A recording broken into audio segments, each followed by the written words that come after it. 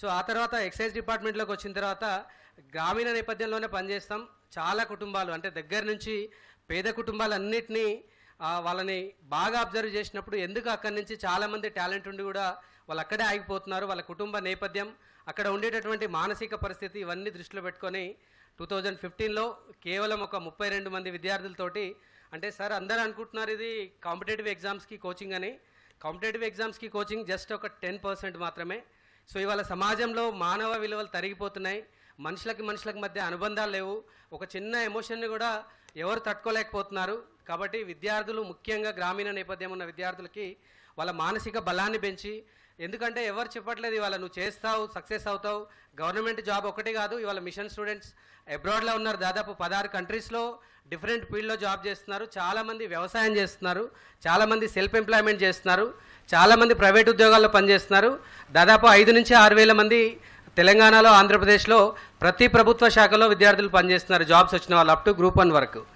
So అంటే కేవలం group 1 వస్తేనో group 2 వస్తేనో ఉద్యోగం కాదు, మన లోపల ఉన్నటువంటి టాలెంట్ని మనం గుర్తించగలిగితే డెఫినెట్గా ఈ సమాజంలో ఒక గొప్ప స్థానంలో ఉండొచ్చు. ఎందుకంటే చాలా పెద్దవాళ్ళు కూర్చున్నారు డయాస్ మీద, నేను జాబ్లో ఉన్నాను కాబట్టి చాలా చిన్న పర్సన్ని నేను, అంటే ఒక చిన్న ఒక నియోజకవర్గ పరిధిలో పనిచేసే వ్యక్తిని నేను.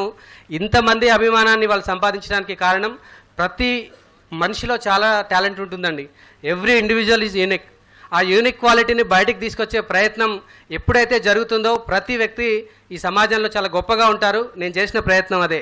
అంటే స్వచ్ఛమైన ప్రేమతోటి ప్రతి విద్యార్థిని వాళ్ళకు కావాల్సిన మానసిక బలాన్ని ఇస్తూ ఇవాళ బ్లడ్ డొనేషన్ సార్, మేము చాలా బ్లడ్ డొనేషన్స్ ఉన్నాయి కానీ మిషన్ అంటే ఏపీ అండ్ తెలంగాణలో రన్నింగ్ బ్లడ్ డొనేషన్. ఈ ప్రతిరోజు 5 నుంచి 10 మంది విద్యార్థులు బ్లడ్ ఇస్తూనే ఉంటారు. అంటే యువతరాన్ని ఏ విధంగా సమాజానికి ఉపయోగించవచ్చు మనం, అంటే యువతలో ఉన్నటువంటి శక్తిని, వాల్యుబుల్ హ్యూమన్ రిసోర్సెస్ ప్రాపర్గా యూటిలైజ్ అవ్వట్లేదు. సో ఆ విధంగా ఇంతమంది ఇక్కడ కొద్దిమందే కూర్చున్నారు, దాదాపు నాకు కమ్యూనికేషన్ ఉన్నంత వరకు 1,00,000 మంది ఉంటారు మిషన్లో విద్యార్థులు. వాళ్ళందరినీ ఒక ఫ్యామిలీగా జాయిన్ చేసాం. ఒకరికి బాధ వస్తే అందరూ బాధపడి సపోర్ట్ చేస్తారు, ఒకరి సక్సెస్ వస్తే అందరూ ఆనందిస్తారు. ఇందులో జాతి లేదు, కులం లేదు, మతం లేదు, ప్రాంతం లేదు. అసలు ఇంకొకరి క్యాస్ట్ కూడా అడిగారు మిషన్లో. నువ్వు మిషన్ ఫ్యామిలీ, నేను మిషన్ ఫ్యామిలీ, అంటే మనం మనుషులం కాబట్టి మనందరం సమానం, మనందరం ఒకరికొకరు సపోర్ట్ ఉండాలనే భావజాలంతో ఇది రన్ అవుతుంది సార్. యాక్చువల్గా ఈ క్రమంలో ఒక మాట చెప్పాలి, చాలా ఆర్డిల్స్ ఎదురయ్యాయి, కానీ సుఖేందర్ రెడ్డి సార్ గారు నాకు దాదాపు 15 ఇయర్స్ నుంచిగా నాకు పరిచయం అదే జిల్లా కాబట్టి అనేక సందర్భాల్లో సార్ అయితే ఎంతోమంది విద్యార్థులకి వాళ్ళ ఫ్యామిలీకి సంబంధించి జస్ట్ నైట్ 11-12కి కాల్ చేసిన నిమ్స్ హాస్పిటల్లో అనేక ట్రీట్మెంట్ చేయించారు.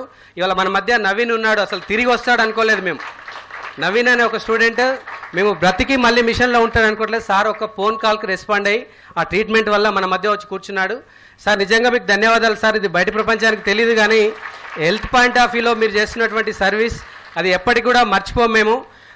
ముఖ్యంగా ఈ సందర్భంగా స్పోర్ట్స్ సార్, చాలామంది పిల్లలకి ప్రభుత్వ ఉద్యోగాల మీద ఇంట్రెస్ట్ ఉండలేదు, స్పోర్ట్ క్లబ్ రన్ అవుతుంది, క్రికెట్, వాలీబాల్ అండ్ కబడ్డీ. నిజంగా మిషన్ కబడ్డీ టీంని స్టేట్ కబడ్డీ టీమ్స్ కూడా ఓడించలేవు, అంత స్ట్రాంగ్గా ఆ మిషన్లో పిల్లలు క్రీడలను నేర్చుకుంటున్నారు. ఇంకొక పాయింట్ ఏంటంటే సార్, వాల్యుబుల్ ప్రతి విద్యార్థి టీచ్ చేస్తున్నారు sir. Primary section, high school section, నా విద్యార్థులు ఎవరైతే ఉన్నారో వాళ్ళు ఏ విలువల్ని నేర్చుకుంటున్నారో, ఈ సమాజంలో కనుమరుగవుతున్నటువంటి ఈ మానవతా విలువల్ని వాళ్ళు నెక్స్ట్ జనరేషన్కి నేర్పిస్తున్నారు. ఒక కో చైన్ సిస్టమ్ లాగా ఇది ప్రతి విలేజ్కి, గ్రామం లెవెల్కి వెళ్తుంది. ఇట్లాంటి దాన్ని మమ్మల్ని అందరినీ ఎంకరేజ్ చేయడానికి మీరు వాల్యుబుల్ టైం ఇచ్చారు. తప్పకుండా మీ అందరి సపోర్ట్, సహకారం ఉంటే ప్రతి ఒక్కటి, ముఖ్యంగా యువత ఆత్మహత్యలు కలిసివేస్తున్నాయి సార్. నేను 9 ఇయర్స్ జర్నీలో ఒక్క మిషన్ స్టూడెంట్ మీద ఎఫ్ఐఆర్ అవ్వడం కానీ, ఒక్క మిషన్ స్టూడెంట్ ఇప్పటివరకు చనిపోవడం కానీ మేము చూడలేదు. అంటే మెంటల్గా అంత స్ట్రాంగ్ తయారు చేస్తున్నాం మేము. ఇవాళ కాంపిటేటివ్ నాలెడ్జ్ ఎక్కడైనా దొరుకుతుంది, బుక్స్ కొనుక్కొని చదివితే జాబ్ వస్తుంది, కానీ మనకు వచ్చేటటువంటి రకరకాల పరిస్థితుల్ని తట్టుకొని నిలబడగలిగే శక్తి యువతలో లేదు. అంటే విమర్శలు కావచ్చు, ఫెయిల్యూర్స్ కావచ్చు, సపోర్ట్ దొరకకపోవడం కావచ్చు, ఇవన్నీ మిషన్ నుంచి అందిస్తున్నాయి. ముఖ్యంగా ఈ క్రమంలో చాలామంది సపోర్ట్ చేస్తారు, డైరెక్ట్లీ ఆర్ ఇండైరెక్ట్లీ. వాళ్ళందరికీ మా విద్యార్థులందరి తరఫున ధన్యవాదాలు. ముఖ్యంగా నా కుటుంబం, ఎందుకంటే కుటుంబం సపోర్ట్ లేకపోతే ఏం చేయలేము. మా ఫ్యామిలీ మొత్తం కూడా మిషన్లో భాగంగానే పనిచేస్తున్నారు. కాబట్టి మీ అందరి సపోర్ట్ ఇలాగే ఉంటే మరింత మంది పేద విద్యార్థులకి, చాలామంది అనుకున్నట్టు ప్రభుత్వ కోచింగ్ కోసం మాత్రం కాదు సార్, ఇది వ్యక్తిలో ఉన్న టాలెంట్ని బయటికి తీసుకురావాలి. ఆ టాలెంట్ని తీసుకొచ్చే క్రమంలో మీ అందరి సపోర్ట్ సహకారం ఉంటే గ్రామీణ నేపథ్యం ఉన్న విద్యార్థులందరినీ ఒక గొప్పగా వారి తల్లిదండ్రులందరూ గర్వపడే స్థాయికి మనందరం తీసుకెళ్ళొచ్చు. కాబట్టి మీరు వచ్చినందుకు ప్రత్యేకంగా మా అందరి తరపున ధన్యవాదాలు సార్. ఫైనల్గా మీ యొక్క ఎక్కువ సమయం తీసుకోం సార్, ఒక 10 మందిని సన్మానించాలని మేము అనుకున్నాం సార్. వాళ్ళకి సన్మానం చేసిన తర్వాత గెస్ట్లను మాట్లాడించి ఈ ప్రోగ్రామ్ తొందరగా పంపిస్తాము. ఆ 10 మంది కూడా చాలా వాల్యుబుల్ వ్యక్తులు, విలువైన వ్యక్తులు. అందులో కొంతమంది చిన్నప్పుడు నేను ఇక్కడ దాకా రావడానికి కారణమైన వాళ్ళు, ఇంకొంతమంది మిషన్ ఇన్స్పిరేషన్ తోటి సమాజానికి విస్తృతంగా సేవ చేస్తున్నటువంటి వ్యక్తులు ఉన్నారు. సో ఆ కార్యక్రమం తర్వాత మనం గెస్ట్లను మాట్లాడిద్దాం. నాకు మరొకసారి మీ అందరికీ ధన్యవాదాలు సార్. Thank you.